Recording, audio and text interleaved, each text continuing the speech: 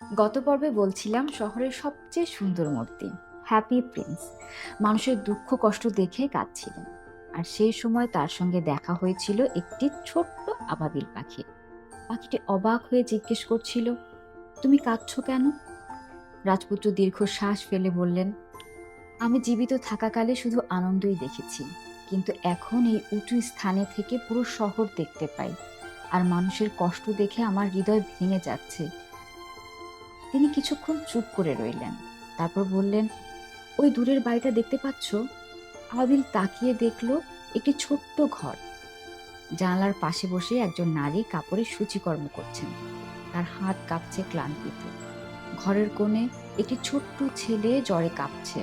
সে বারবার বলছে, মা, আমি খুব তৃষ্ণার্ত, কিন্তু মায়ের কাছে ওষুধ কেনার মতো অর্থও নেই।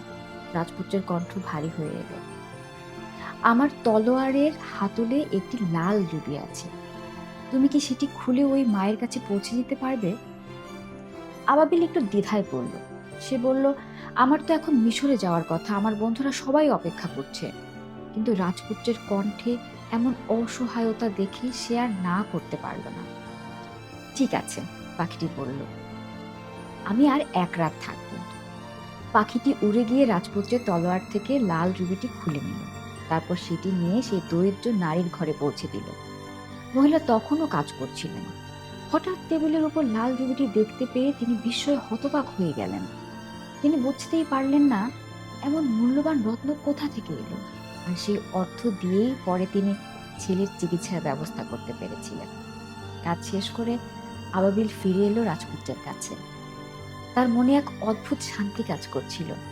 সে বলল, আজ খুব ঠান্ডা, তবুও আমার ভেতরে যেন উষ্ণতা অনুভব করছি।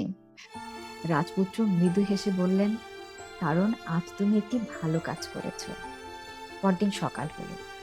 আবাবিল এবার সত্যিই মিশরের উদ্দেশ্যে রওনা হতে চাইল, কিন্তু ঠিক তখনই রাজপুত্র আবার তাকে ডাকলেন। বললেন, ছোট্ট বন্ধু, আর একটা রাত থাকতে পারবে? আবাবিল অবাক হয়ে বলল, আবার?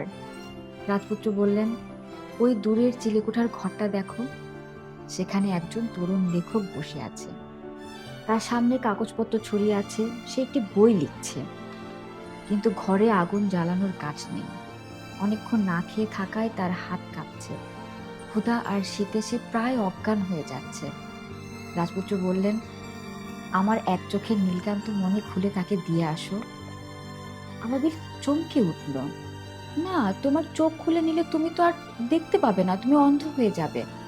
কিন্তু রাজপুত্র শান্তভাবে বললেন, ওই মানুষটির কষ্ট আমার সহ্য হচ্ছে না। ছোট্ট পাখিটি কিছুক্ষণ চুপ করে রইল, তারপর ধীরে ধীরে বলল, ঠিক আছে, আমি তোমার কথা রাখবো। সে জানতো না এই সিদ্ধান্তের ফলে রাজপুত্রের জীবন যেমন বদলাবে, তেমনি বদলে যাবে তার নিজের জীবনও। আর খুব শীঘ্রই হ্যাপি প্রিন্সকে দিতে হবে তার সবচেয়ে মূল্যবান জিনিসগুলোর একটি। আচ্ছা বলুন তো, সেটি কি? জানতে হলে দেখতে হবে পরের পর্ব।